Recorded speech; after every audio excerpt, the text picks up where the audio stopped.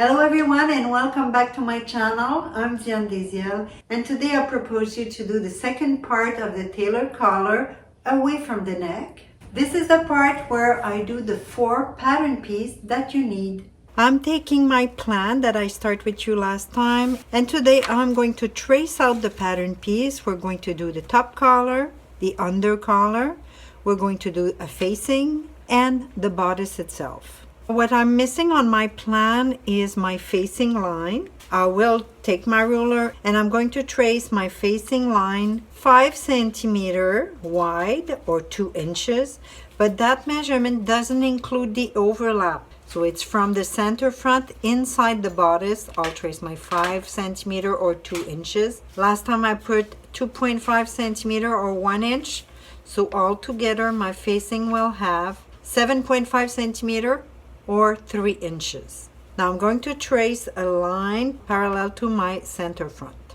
Then I will go at the shoulder, measure my 5 centimeter or 2 inches from the neck point on my shoulder, and I will trace for a little while. Now we're going to connect both reference with a soft curve line. To complete my plan, I'm also going to close the bottom at the overlap level. Now I'm ready to trace the pattern piece. I'm going to start with the collar piece, top and under collar. So 2 pieces of paper that I'm going to put under the collar area. Just stabilize your work with pins. Now we could trace all around the collar with the tracing wheel. Don't mix up your neckline. We need to use the last one we did, the one that is in prolongation of the lapel. So you trace all around and make sure you indicate the shoulder. It's going to be an assembling notch. Today I'm going to ask you to also indicate the area where you start assembling the collar with the bodice. Sometimes it's not so obvious. Mine is a nice point, it's no problem, but it's a good habit to indicate it, so if you need it, you have it. And remove the pins. I put my pin back to hold my 2 collar pieces together. Now you're going to put a seam allowance of 1 centimeter all around the piece.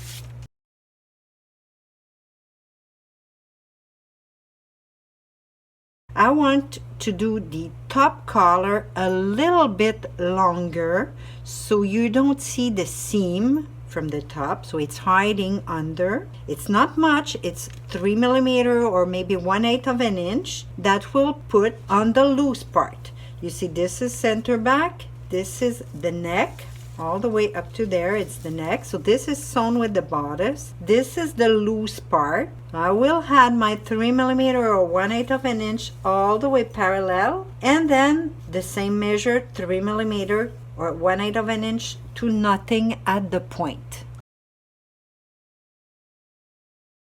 Now we cut all around, and I will cut on the red line, the last one I did. While my pieces are still together, I'm going to do my 2 notches, the shoulder notch and where the collars start to be attached with the bodice. Now I can separate my collar. You could right away write down what they're going to be. This one, the one that has the double line, is going to be my under collar, and the other one will be the top collar. For the under collar piece, what I have to do is just to remove the excess of 3 millimeters. So I'm going to cut on my seam allowance original. What we have left to do is simply to put the grain line. The under collar is usually with a seam, just like my pattern. So it's cut 1 pair, and what's special about it is that we usually cut it on bias of the fabric, so it rolls very nicely. The fall is much better. To find the bias, you're simply going to trace a square from the center back. So a square, doesn't matter the size, and you're going to connect the 2 opposite corners, and this is going to give you your bias grain line. There you go, we cut 1 pair. The top collar is usually in 1 piece. So what we have to do is remove the seam allowance that we have at the center back. Now this piece is going to be cut on the fold of the fabric one time, and what we'll need is a notch at the center back on top and at the neckline. I was saying a notch on both sides, but in fact it's half a notch because it's on fold of the fabric. Just like we did for the collar, there's two pattern pieces here, bodice and facing together. I need two paper that I will put under my plan.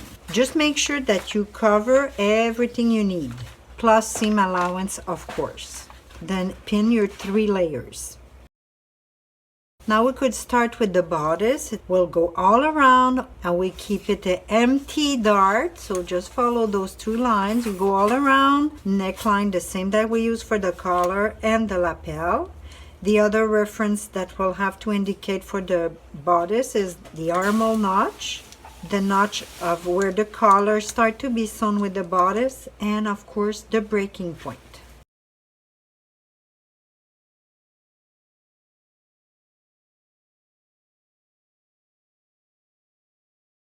First, one reference that I forgot before on the contour of the bodice is we need the center front reference right here, and for the facing line.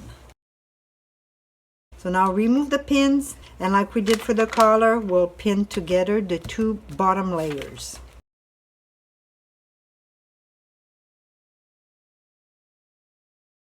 Now we could put the seam allowance all around. You will see that I'm even going to add my seam allowance on both sides of the dart because I'm keeping it empty. The other thing is at the waist here, I'm going to put my normal seam allowance, but if you want, it could be also a wider value for a hem.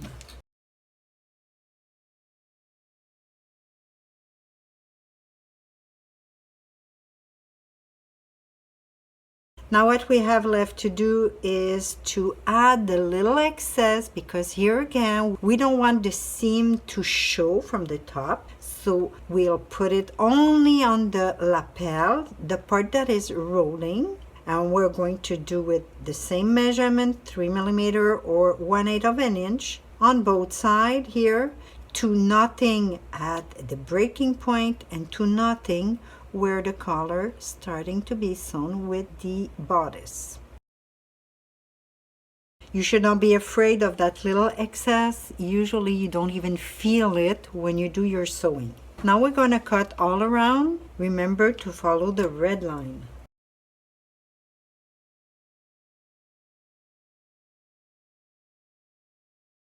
While your 2 pieces are still together, we're going to do the notch, center front at the bottom here, breaking point, the notch where the collars attach with the bodice, and of course the armhole notch. Then you can separate your piece. The top piece, we keep it for the bodice. And what we have to do is only to remove that little excess we have, because the excess is only going to be on the facing. The grain line will remain parallel to your center front, and the piece will be cut 1 pair. Now we could take the facing piece.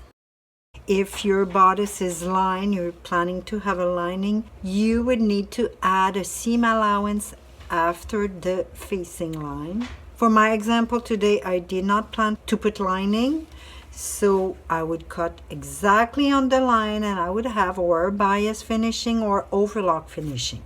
So now I'm going to cut exactly on my line. The grain line, just like for the bodice, parallel to the center front, and the piece is going to be cut also 1 pair. We're finished with the pattern. This is my main piece, the bodice part. I have the facing, I have the top collar, and the under collar. That's it for today. Thanks for watching, and I see you soon.